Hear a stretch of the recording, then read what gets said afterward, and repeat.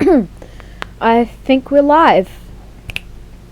So, g'day, how you going? And welcome to the 10th episode of Over the Moon. Now, as you might have already noticed, this episode's a little bit different. It's going to be a live episode because 10 episodes. That means 10 weeks. That means 2.5 months of Over the Moon. The podcast where I talk about all things space related, from theories of creation to new rocket designs. I brought that full circle fabulously. So today we will be talking about past missions to the Martian surface, Mars rovers and Mars landers. Now there has been 7 successful missions to the Martian surface. 7. Okay, that's like a hand and almost a half, okay? So the first successful mission to the just give me a second. The first successful mission to the Martian surface was known as Viking 1 and Viking 2. Okay, they were both landers. They both lasted different amounts of days, both longer than what they were supposed to. And on their launch, they also made an orbiter. So, there was the Viking 1 orbiter and the Viking 1 landers. So, the Viking mission comprised of both Viking 1 and 2 landers sent to Mars, and they took images of its surface. The first images of the Martian surface taken from the Martian surface. Viking 1 lasted 2,306 days on Mars, whereas Viking 2 only lasted 1,316 days, both different amounts, as I said. The next mission was the Pathfinder and Sojourner. I'm not sure how it's pronounced, but it's spelled Sojourner mission. The Sojourner is what I'm just going to call it. Sorry if that triggers you because it's wrong. Was a lander which also carried the Pathfinder rover. Pathfinder was the lander which had a camera on top of it, which was used to take images of the Sojourner driving away. Now, a Sojourner was a small, lightweight rover, only the size of a microwave, or if you're American, a microwave oven. Sojourner had a solar panel on top and lasted 83 days, taking chemical and atmospheric measurements. So, pretty cool. I mean, what I wouldn't give to be there. The next mission to Mars was the Spirit and Opportunity rovers. The Spirit rover was the size of an average car and had a solar panel on the back. It then had a camera on top of a tower, which could spin around and stuff. Spirit launched aboard the Delta II rocket on June 10th, 2003. Opportunity followed a month later on July 8th. Spirit was the first rover to unfortunately die on May 25th, 2011. Opportunity, however, lasted 8 years longer and didn't die until February 13th, 2019. And its last words are very famous. There's lots of cute little pictures of Opportunity. They somehow managed to make a robot look cute. I mean, I didn't think that was possible apart from R2-D2 and maybe C-3PO. Opportunity's last words were, "My battery is low and it's getting dark." I'm not entirely sure why those words are so famous, but they are. The last rover to be sent to Mars was named Curiosity. Curiosity was a car-sized rover that was sent to Mars on November 26th, 2011, aboard the Atlas V rocket.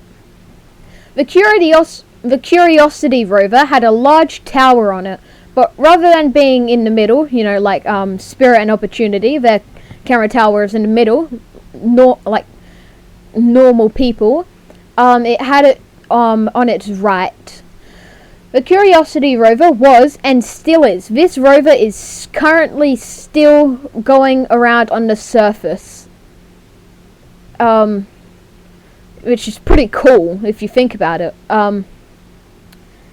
It is being used to search for microbial life, like very small microbes of life, and the possibility of human habitation on Mars. The Curiosity rover is, as of May 15th, the day live right now, still operational, and it has travelled over 20 kilometres. Which really doesn't seem that far, seeming as it's been going for almost 9 years. The last lander to go to Mars is known as the InSight lander. InSight launched on the 5th of May 2018 aboard the Atlas V rocket. The InSight lander had like a bicopter design, like it had two circular solar panels on the side of it, like a bicopter, which is a helicopter but with two blades. It had a heat pole on it, which was drilled into the ground to then detect the heat levels underground. The InSight lander was used to see how it is that a planet forms rocks in space, and as of today, it is still working and will most likely work for quite a while. Now that's all the stuff that I had actually written down. Next, I'm just going to go and search up some popular questions that people have about space. But before we do that, I'll do my little intro. I hope you enjoyed this stream so far. It's very early, only 8 minutes in. The next episode will be on the Perseverance rover. I think I've already done an episode on it. But it will probably be the Perseverance rover. If not, I'll put something on Twitter and Facebook. I'm just gonna search up space FAQs. Okay, some space questions. Let's see, I don't have very good internet. How many planets are there in our solar system? There is 8 planets. Now, there used to be 9 planets, but as of 2011, Pluto is now considered a dwarf planet, or a trans-Neptunian object. So now there's 8 planets, and that is from first to last, I believe, Mercury, Venus, Earth, Mars, Jupiter, Saturn, Uranus, and Neptune. Now, many people pronounce Uranus as Uranus, but no, I believe Sir William Herschel, I believe, was the guy who named it Uranus. What is the smallest planet? The smallest planet is Mercury, which is a little grey ball just in front of the sun. Fun fact, Mercury and Venus both have no moons, sorry.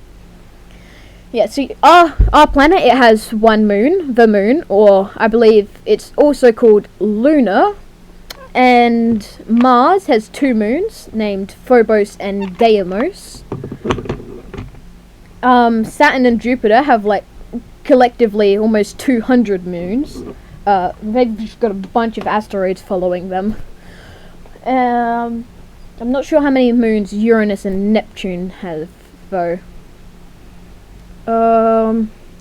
Is Pluto a planet? No, Pluto's a dwarf planet. I already said that.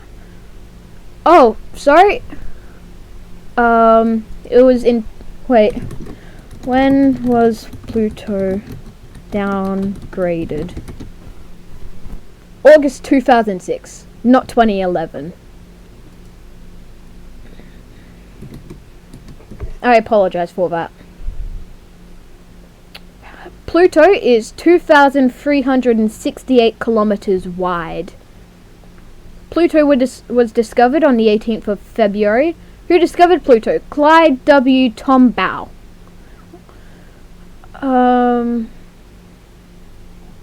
Okay, let's go on to another website. Okay, NASA. Frequently asked questions for NASA. There's different categories: astronauts, Camp Kennedy Space Center, education. I think we're going to go with science. Let's answer some science questions. Can lightning be harnessed as a source of power? Not permanently, because lightning is so unpredictable that we can never guess where it is. But lightning could be stored into a battery, I believe, to then charge or power something else. But as like a regular to actually just regularly use it, no, you couldn't. In Back to the Future, actually, I'm not going to spoil it. What is the strongest magnetic field? No. Exactly what is gravity? That's a good one. It's not a conspiracy theory created by Isaac Newton. It is a force created by the fact that our planet is moving. You know, like going in a circle and also orbiting. Going in a circle, that creates the gravity, I believe. How do we know that the Milky Way is a spiral galaxy and not some other kind of flat system of stars? That is a very strange one. When we look at the night sky, the Milky Way stars are arrayed along a rather thin band across the sky to form the Milky Way. We can study other galaxies. There is 3 different galaxies: spirals, our galaxy; ellipticals, another galaxy; and irregulars. Now, the primary galaxy is spiral galaxies. You know, basically all galaxies that we know of are spirals. And I have no idea how we know that the Milky Way is not just a flat system of stars. Why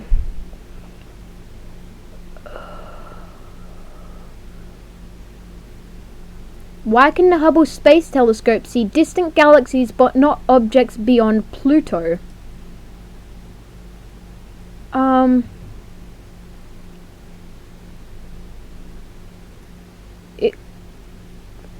Because the distant things are so luminous, they're so bright, you know. I've got a picture on my phone of what Andromeda would look like if there was no light pollution. You know, just from New York, if there was no light pollution, and it's gigantic. You know, like next to the moon, there's like, you could fit like 10, probably about 10 of the moons in it. What happens when 2 galaxies collide? That is an interesting one. Now, galaxies are constantly moving through space. So, you know, one might be moving faster than the other. So, you may have the question, what if one collides into another? Now, it depends how tightly packed the stars are in this planet. For instance, Vsauce, he's a YouTuber, very good one. You should watch him. He created a video called What Will We Miss Out On? And one of them is Milkdromeda. Now, Milkdromeda is the collision of both the Milky Way, our galaxy, and Andromeda, the closest galaxy to ours, apart from our galaxy. And because the stars are so far spaced out, none of the stars would actually collide. They would just then bunch together. Okay, and our galaxy would just grow, and then from then on be called Milkdromeda. It's very interesting. He goes not that in depth into it really, because he's got so much other stuff to talk about. But you should watch it. Why send people into space when robots usually cost less? Because robots, we haven't quite perfected lightweight human looking robots. I forgot the word for something that looks like a human. We haven't quite perfected them, so it would be much easier just to put a person in there who can then use their hands and other tools that they carry with them, rather than creating a robot that has all of these different tools. How much does a spacecraft weigh when it's in space?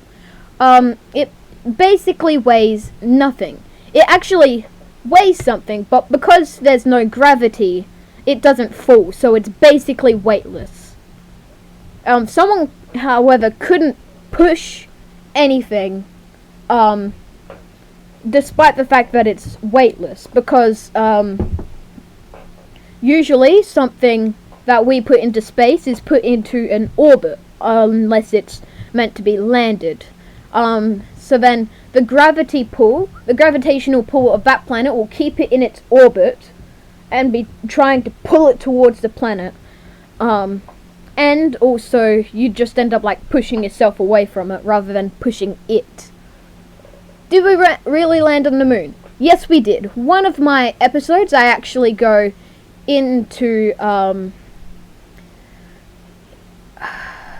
I go in depth and kind of depict how it would have been really hard for us to actually fake a moon landing, and it would have been much easier just to have actually launched. Also, I think I have one viewer. Hello, if you have any questions that you would like to ask me, you can just put them in the chat and I will eventually answer them if I continue to check the chat.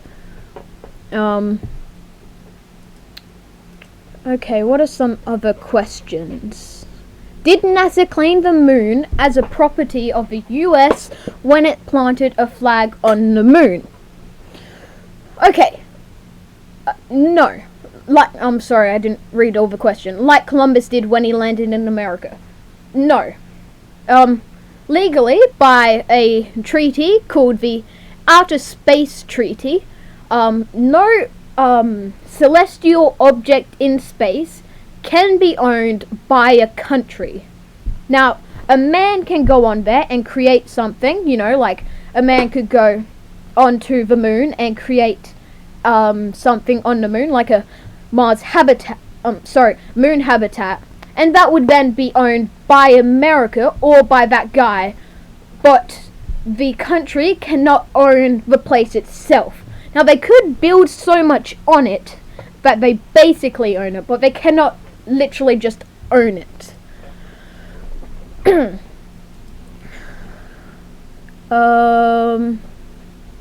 Is the flag still on the moon? Yes, because there's no wind on the moon. I kind of talked about this in the episode where I debunked the fake lunar landing. Because there's no wind on the moon, nothing actually moves, so that flag will stay up there. Probably forever, unless someone takes it down. Which planets would you be able to live on? Well, Mercury and Venus. Mercury is so close to the sun that going on it, you'd incinerate. There's actually been very few missions to Venus, and the missions that actually have gone to Venus, those missions have instantly failed. I don't think there's been any missions to Mercury though. Venus, that also has a really thick atmosphere, it would crush you. Now Mars, it's very cold, but we could build suits to get space suits and habitats to get around this. Jupiter, I don't think that actually has a solid surface. Yeah, Jupiter, Saturn, Uranus, and Neptune don't have solid landings. Pluto, there's radiation and the coldness that you would have to deal with, same as on Mars. But I think you'd be able to, you'd just have to get some way to go around that. Can Mars hold an atmosphere as thick as the Earth's? Now, currently, Mars has basically no atmosphere, just like the moon. It has an atmosphere, but not as thick as Earth's. Now, in the future, Elon Musk plans to terraform Mars, which means basically mold it into a new Earth by melting the polar caps to then be able to create an atmosphere thicker with I think nitrogen and carbon dioxide. Our atmosphere is made up of carbon dioxide and oxygen and some other things. So the carbon dioxide in in the solar caps would then go onto building an atmosphere, possibly. How can I name or buy a star? You can't buy a star, but if you find a star legally, you get to name it. I'm not sure how exactly you make that name official, but you do get to name it.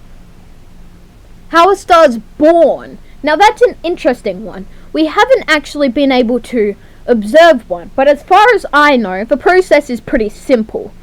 You know, there's a dying star. Wait, no.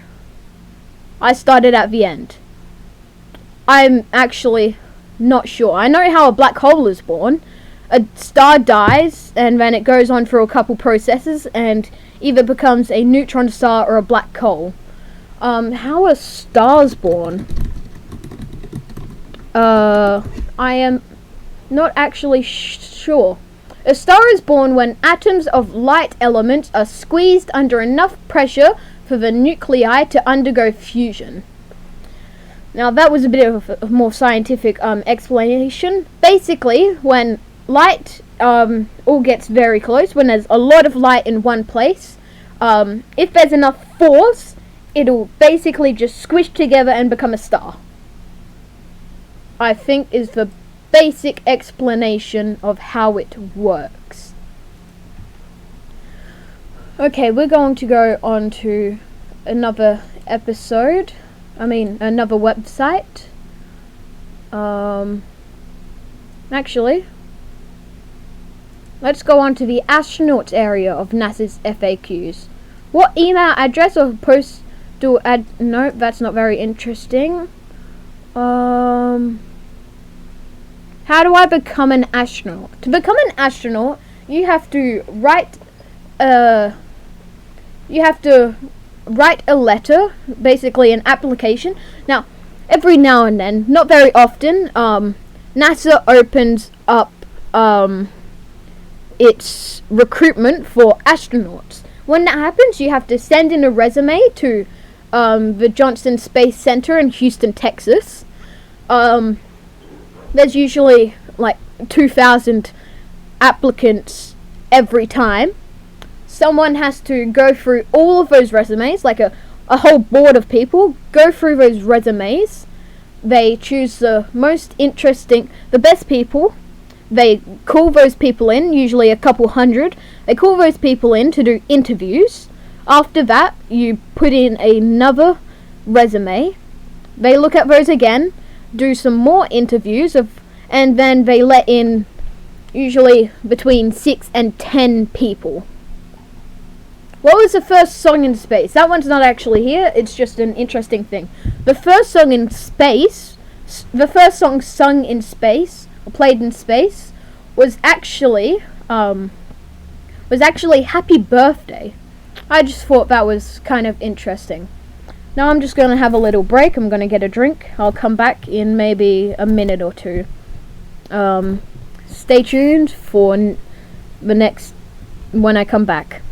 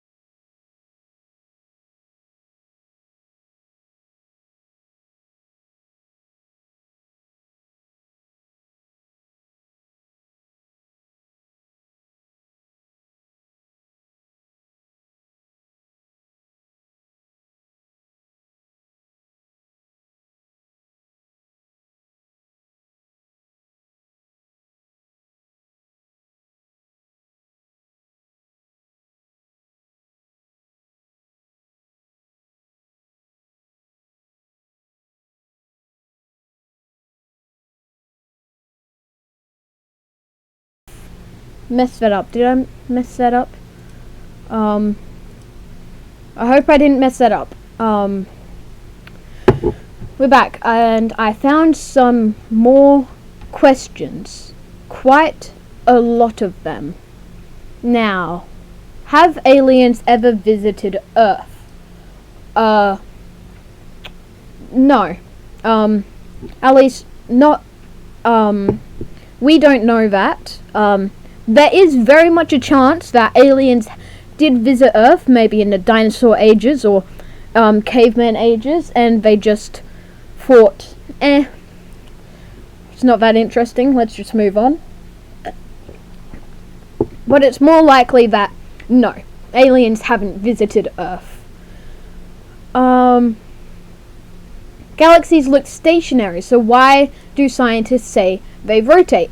Galaxies do rotate. They're just so far away and so big that it's very, very hard, probably impossible for you to ever see them move. You know, the Milky Way and the Andromeda Galaxy, you know, as I was talking about Milkdromeda before, they're both moving super fast, but we never feel it. And it's going to take years and years for them to ever collide because of how far away we are. How can there be anything left in the universe? Don't black holes suck everything in? No. As long as you don't get too close to a black hole, it won't suck you in. If you do get too close to it, it'll suck you in, and the black holes have such strong gravity that it will literally crush you if you get in. Along with stars or planets or Neptunian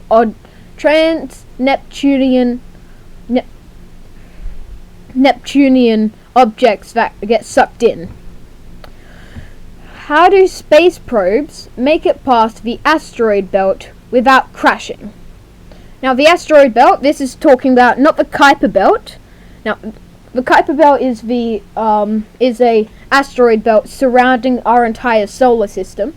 Now, the asteroid belt is the one between Mars and Jupiter. It has millions of asteroids, but space probes don't hit them, because space is so big and empty that there's so many other things that could crash into it that they just really don't care about the asteroid belt being a problem. Does sound travel faster in space? No, sound doesn't travel in space at all, because sound is vibrating air. And if you're wondering, no, I'm not answering these from the top of my head. It has the answers. I'm just reading them off to you. The sound is vibrating air off of space in space. So, in space, sound doesn't travel even slightly. If there is a pressurized area that has air in it, you know, like oxygen, you know, for instance, the ISS. On the ISS, they don't need spacesuits because there's oxygen, so therefore air, so they can just talk to each other regularly. How does astrology work? Now, astrology is the belief that the position of the sun compared to constellations created by humans, humans decided that these prominent stars, they look like they form a shape. Let's name it a constellation or a group. And yeah, that one can be called Leo because it looks like a lion. And now people believe that the position of these constellations picked out by man compared to the position of the sun at their birth affects their personality. Most people tell you that it makes no sense because it doesn't. The position of the sun compared to your birth will not change your personality. But the way it does work is, at the point, if it was real, the way these people believe it works is the position of the stars, have then been, the 12 original constellations picked out by the Greek, have been each assigned a month, and if you are born in that month, your personality will be that of someone, of all people who are born in this month. But it really doesn't work. How do spaceships make artificial gravity? I explained this before. I believe I got it correct. Acceleration creates inertial forces. So basically just moving very fast creates gravity. So spinning will create gravity on the floor, moving fast will create gravity behind you. That's basically it. What could a spaceship do if it stopped because it ran out of fuel? Spaceships don't stop when they run out of fuel because they already have that velocity to push them. But if you do run out of fuel, momentum will carry you forward, and eventually, because your mission's not supposed to be going that long, because you're supposed to do a deorbit or an orbit burn to get into an orbit of another planet or wherever you're going to go, you'll eventually starve. So, if you're going to the moon, but then, like Apollo 13, after your deorbit burn to no longer be in orbit around the Earth, you then run out of fuel, or in their case, they couldn't shoot their rockets because they'd explode if they do. You just float away, and eventually you die. Because you have no food or water, because you were supposed to have landed on the moon and then come back to Earth much, much earlier. Well, I'm just gonna search up interesting space questions.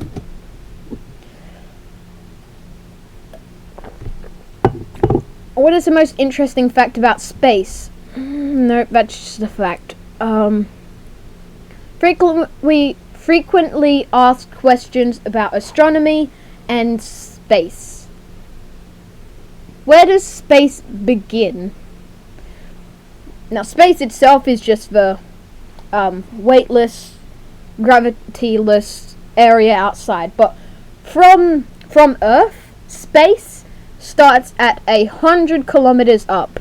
It's known as the Kármán line, or the edge of space, named after Fyodor von Kármán. I'm not sure how much it is in miles. 100 km to miles. Just for the American viewers out here, 62 miles. How did the universe begin?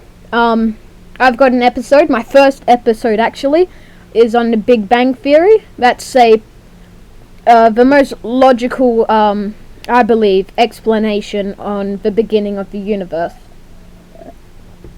Now, in different religions, they have a creator. I don't really believe in that. What types of stars are there? There are many. Why do some stars appear to twinkle? The stars themselves don't twinkle. Our planet's atmosphere causes the light to waver, which makes it look like it's twinkling. Now, I believe there are some places where the stars don't twinkle. Where do the stars not twinkle? The stars don't twinkle. I can't find an answer, but I believe most places in Australia the stars don't actually twinkle. How long does a star live? They live for long times.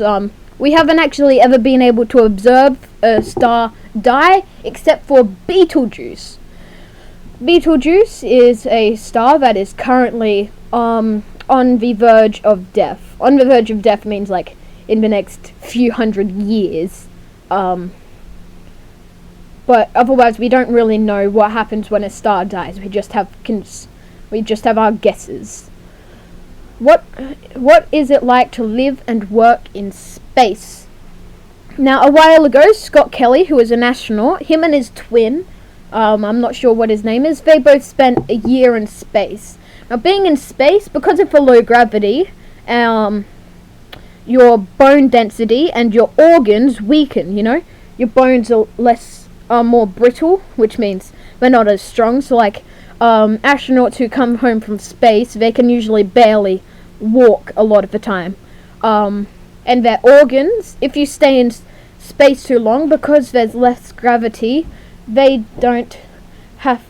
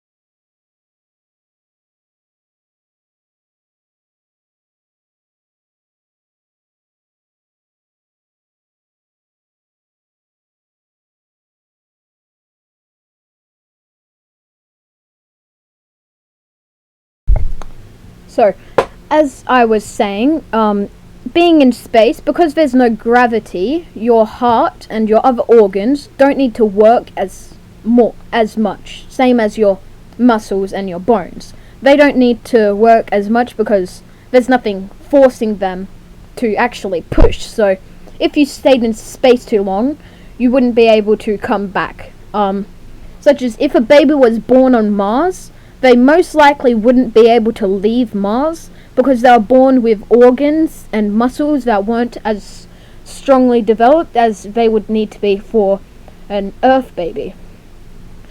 What happens when black holes collide? I don't think we know. It's been tough for scientists to measure. Okay, no, we know.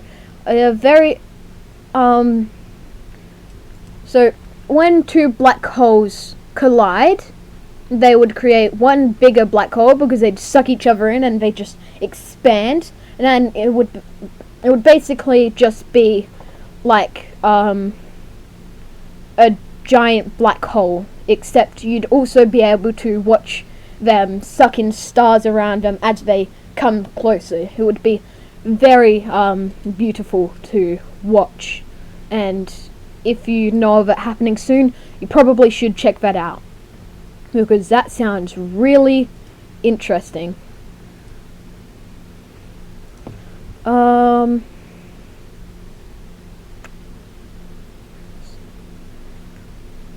What makes meteors so hot that you can't touch them? Okay, so meteors, when they come in to the Earth's atmosphere, the force of them hitting our air makes the air around it extremely hot, which then it basically just creates the air around it hot, so you don't want to touch hot air. So it's not actually the meteor, it's the air around it. And then, because of how hot it is, eventually that meteor explodes. So when there's a meteor strike, unless it's a gigantic meteor, it would actually be a meteor shower with multiple smaller rocks colliding into the Earth. What makes the Great Wall of China the only man-made object visible from space? Because it's so big. What makes space so cold? Because there's no... Now, Earth, it's much warmer because we have the sun shining on us. We have our atmosphere to keep the heat in, and we have the Earth's core, which I believe gives off most of our heat, along with each other's body heat, which would be heating up the Earth as well. So the core is basically just a bunch of molten lava and solid lava. It then heats up the Earth, which makes it hotter. But in space, there isn't that. So parts of space are cold. You know, in space, if you were out there on a spacewalk, you know, like half of your leg would be hot because the sun would be shining on it, and half of it would be cold because of the emptiness of space. Why are stars not blurred even though the Earth is moving? Stars are blurred. We just don't notice it because with our naked eyes, because basically our eyes are just that good. But some pictures, if you have high camera exposure, it does make the pictures look stars look like they're going in a circle. It's very beautiful. Why is there no gravity in space? I think I already explained that. Because in space, nothing's moving. I mean, the stuff around you is moving, but you're not on anything that is moving to create a force that would let you stand. There's no gravity. Why is the moon so bright? The moon, some people think... I saw a picture of someone tried to say rocks don't bounce off light, and they just shined a flashlight on, or a torch on a rock, trying to say that rocks don't bounce light off, even though you could clearly see that the rock was bouncing light off of it. And they tried to say the moon is its own light source. No, the moon bounces the sun's light onto the Earth, which is why a vampire which dies from the sun never would be able to go outside, because, you know, when outside the sun bounces off of the moon, which makes it look much brighter than it actually is. You know, when you get a crescent moon, the parts of the moon that you can't see it because the light's not shining on it. So that very clearly shows you that the moon isn't its own light source. So don't say that, because that's stupid. So I hope you enjoyed this stream, 46 minutes. I'm ending it here. I believe it will be up as a video that you can watch if you didn't watch it live. Hit like, subscribe, and I will see you in the next episode 11, which will possibly be on the Mars